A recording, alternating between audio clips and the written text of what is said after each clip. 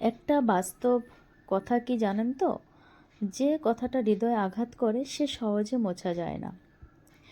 যখন তুমি চিন্তিত উদ্বিগ্ন থাকবে তখন তুমি ধৈর্য ধরবে, কারণ ধৈর্যের চাবি সুখের দরজা খুলে দেয়। বুঝলে বন্ধুরা, পাশে দাঁড়িয়ে ভরসা দেওয়ার লোক একটাও তুমি পাবে না জীবনে, কিন্তু পিছনে দাঁড়িয়ে সমালোচনা করার অনেক লোক তুমি পাবে। যত বড় হবে তত তুমি বুঝতে পারবে পৃথিবীতে প্রয়োজন ছাড়া কেউ আপন হয় না। কখনো কখনো কাজে হাল ছেড়ে দিও না, কখনো কোনো সময়। মনে রেখো, কাজটা যদি সহজ হতো তাহলে সবাই করত। জ্ঞানীরা আগে চিন্তা করে, তারপরে কথা বলে, আর নির্বোধেরা আগে কথা বলে, বুঝলে তো, তারপরে চিন্তা করে। এটাই নির্বোধেদের কথা। তর্কের চেয়ে নীরবতা অনেক ভালো, প্রতিশোধ নেওয়ার চেয়ে রাস্তা বদলে ফেলা অনেক ভালো, আর স্বার্থপর মানুষের পাশে চলার চেয়ে একা একা চলা অনেক ভালো। বুঝলে বন্ধুরা, পৃথিবীর সব থেকে শক্তিশালী প্রতিশোধ হলো নিশ্চুপ থাকা। আর তাই বলে ভেবো না তুমি হেরে গেছো। মনে রেখো, জবাবটা তুমি নয়, সময় দেবে ঠিক সময়ে। জীবনটা অনেকটা জ্যামিতির উপপাদ্যের মতো। নিজ চরিত্র দেখলে মনে হয় খুব সোজা, কিন্তু প্রমাণ করতে গেলেই বোঝা যায় কতটা কঠিন। সময় বলে দেয় কে কার কতটা আপন, তাই না? সময়ের সাথে বদলে যায় অনেক প্রিয়জন, একদম। সময়ের সাথে বোঝা যায় কে আপন কে পর, তাই না বন্ধুরা? কে বন্ধু কে বা স্বার্থপর, সবই সময়ের সঙ্গে বোঝা যায়। কয়লাকে শতবার ধুলো তার ময়লা কিন্তু কখনো যায় না। তেমনি মানুষ বহু শিক্ষিত হলেও তার স্বভাব কিন্তু কখনো বদলায় না। জীবনে কাউকে পাওয়ার পর যদি আরও ভালো কাউকে পাওয়ার আশা থাকে তোমার, তাহলে একদিন দেখবে জীবনের সব কিছু মূল্যবান কাউকে তুমি হারিয়ে ফেলেছো। একদম বন্ধুরা, ভাগ্য আর কত কাঁদাবে আমাকে। একদিন ভাগ্য ক্লান্ত হয়ে বলবে, যা, তোকে মুক্ত দিলাম। একদম। জীবন কি? জীবন আর ভালোবাসা বুঝতে আপনাকে 3টি স্থানে যেতে হবে, তাই না? এক হাসপাতাল, এক হচ্ছে শ্মশান, আর এক হচ্ছে কারাগার। এসব জায়গায় গেলেই তুমি বুঝতে পারবে জীবনটা কত কঠিন। হাসপাতালে গেলে আপনি বুঝতে পারবেন সুস্থতা ছাড়া আর কিচ্ছুই সুন্দর নয়। আর কারাগারে গেলে আপনি বুঝতে পারবেন স্বাধীনতায় সবচেয়ে মূল্যবান জিনিস। আর যখন তুমি শ্মশানে যাবে, সেখানে গেলে বুঝতে পারবে কত জীবনের কোনো মূল্যই নেই। একদম। আমরা আজ যে মাটিতে হাঁটছি, আগামীকাল সেই মাটি আমাদের ছাদ হবে। দুঃখজনক সত্য, আমরা কিছু নিয়ে আসি না, আবার কিছু নিয়ে যেতেও পারবো না। একদম। আয়না হলো মানুষের প্রকৃত বন্ধু, তাই না বন্ধুরা? যার সামনে দাঁড়ালে সেও হাসে, আর যদি আমি কাঁদি তাহলে সেও কাঁদে, কিন্তু আঘাত করলে সে আঘাত করে না, তাই তো, বরং নিজেই ভেঙে যায়। একদম। কিন্তু দেখো বন্ধুরা, আমি রীতা, আমার আরেকটি নতুন চ্যানেলে তোমাদের সবাইকে স্বাগত। তো বন্ধুরা, তোমাদের সঙ্গে গল্প করতে করতে আমার সকালের কাজ একটু কমপ্লিট হলো। আমার নিচের কাজগুলো অনেকটাই তো তোমাদের সঙ্গে শেয়ার করলাম। তো কাজগুলো তো আমার কমপ্লিট হয়ে গেল, আর এখন আমি একটু ফ্রেশ হয়ে নিচ্ছি। কারণ সকালে কাজকর্ম করার পরে একটু নিজেকে ফ্রেশ না করলে এই শীতের বেলায় মানে কেমন যেন হাত পা একটু টান লাগে। তাই ক্রিমগুলো তো একটু লাগাতে হয়। আর যেহেতু বাসি কাপড় চোপড় পরা থাকে, সেগুলো তো আমাকে চেঞ্জ করতে হবে। তারপর রান্না বান্না কত কী থাকে।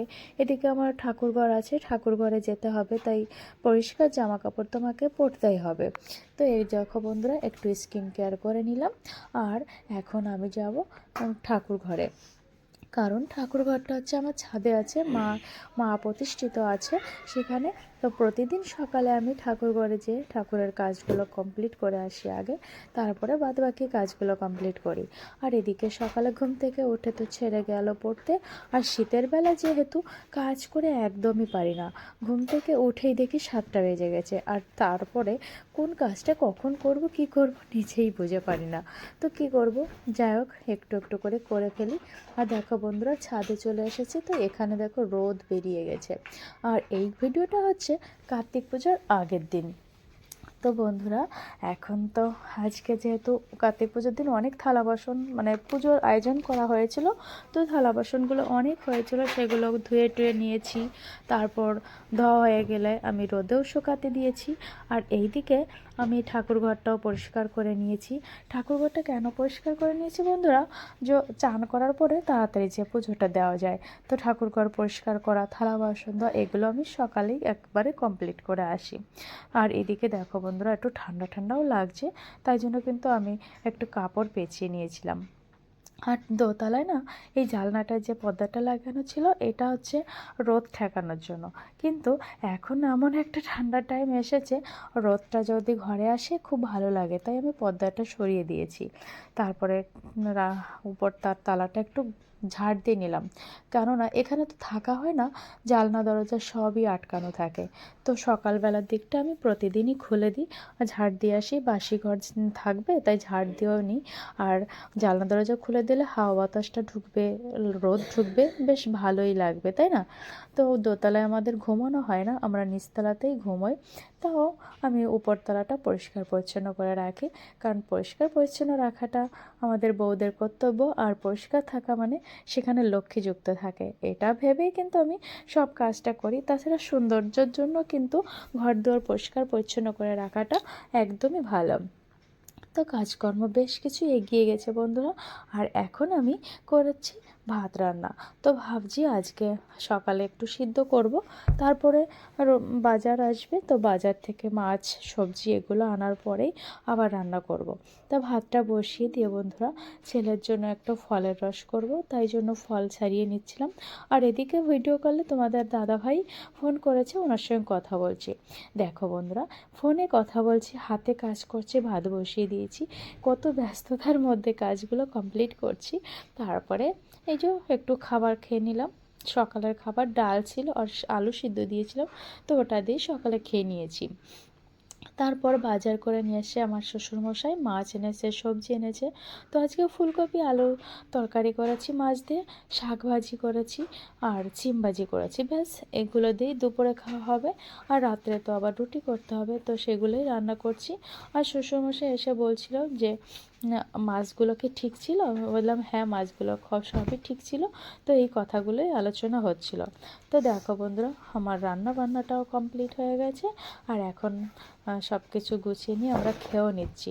তো খাওয়া দাওয়া কমপ্লিট হয়ে গেল, আর এখন একটু শুয়ে থাকবো, তারপরে ছেলেকে নিয়ে আবার একটু বেরোতে হবে। তো ঘুম থেকে উঠে আমি একটু ঘুরছিলাম ছাদে।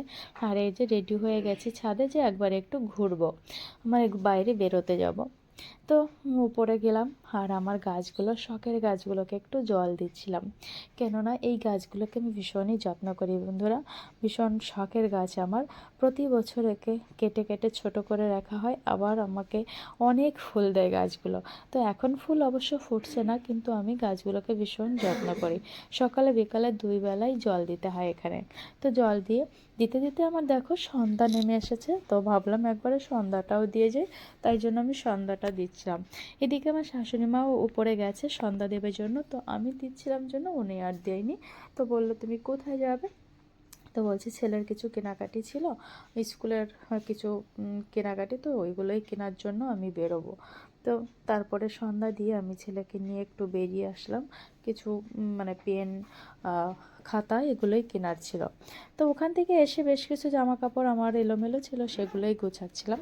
আর এদিকে ছেলেকে বাড়িতে পড়াতে এসছে স্যার, তো ওখানেও পড়তে গেছে, মানে বাড়িতে বলতে দোতলায় পড়াচ্ছে স্যার, তো ওখানেই পড়ছিল ছেলে। আর এদিকে আমি আমার ঘরের যে একটু এলোমেলো কাজ ছিল সেগুলোই করছি। শাশুড়ি মাও পাশে বসে আছে, উনি কিছু কথা নিয়ে আমার সঙ্গে আলোচনা করছিল। তো জামা কাপড়গুলো ভাঁজ করে এখন দেখো যেখানটায় রাখার সেই জায়গায় তো আমি রেখে দিচ্ছি। আর শাশুড়ি মা বলছে আমার অনেক জামা কাপড় এলোমেলো রয়েছে, সেগুলো গোছানো হচ্ছে না, এসবই আলোচনা হচ্ছিল। তো তারপরে আমি এই যে একটু গ্রিন টি বানিয়ে নিলাম, আর ওটা খাচ্ছিলাম। আর একটা খাতায় আমি প্রতিদিনের কিছু লিখি, তো সেইগুলোই দেখছিলাম। তো আজকেও আমি এখন লিখবো না অবশ্য, কিন্তু আমি দেখছিলাম। তো লেখার টাইমটা হচ্ছে আমার রাত্রে, যখন শুয়ে পড়বো তার কিছু আগে। আর এদিকে আমার হাজব্যান্ড মানে আমার সঙ্গে ফোনে আছে, তো ওনার সঙ্গে কথাও বলছিলাম। তারপরে ছেলের পড়া হয়ে গেলে ছেলেকে নিয়ে আমি একটু বড় মাঠে, আমাদের এখানে রাসের মেলা হচ্ছে, সেখানেই গেছিলাম। তো বন্ধুরা, এত সময় ধরে তো তোমরা আমার ভিডিওটি দেখলে, তো কেমন লাগছে অবশ্যই কিন্তু কমেন্ট করে জানিও। আমি রিতা, আমার ছোট্ট চ্যানেলে তোমাদের সবাইকে স্বাগত। বন্ধুরা, ভিডিওগুলো ভালো লাগলে অবশ্যই একটা লাইক কমেন্ট করো। আর তোমরা কেমন ভিডিও দেখতে চাও অবশ্যই জানিও। আর চ্যানেলটি চাইলে সাবস্ক্রাইব করে রাখো। তোমরা অবশ্যই প্রতিদিন কিন্তু ব্লগ ভিডিও পেয়ে যাবে। তোমাদের পছন্দের ভিডিও অবশ্যই আমি করব। তোমাদের যদি ভালো লাগে প্লিজ একটা লাইক কমেন্ট করো, আর আমাকে বলো তোমাদের কি ভিডিও লাগবে। আমি ভিডিও করতে ভীষণই পছন্দ করি বন্ধুরা, কিন্তু আমি সবটা না ঠিকঠাক করে করতে পারি না। তো আমি যে ভিডিওগুলো তোমাদের দিচ্ছি, ভিডিওগুলো কি ঠিক করে করতে পারছি সেটাই কমেন্ট করে একটু জানাবে। আর যদি কোথাও ভুল ভ্রান্তি হয় অবশ্যই কমেন্ট করে জানিও, হ্যাঁ। তো চলো বন্ধুরা, আজকের ভিডিওটি এখানেই সমাপ্ত করছি। তো দেখা হচ্ছে আবারও পরবর্তী ব্লগে। ততক্ষণে কিন্তু সবাই ভালো থাকবে। তো সবাইকে গুড নাইট, টাটা বন্ধুরা।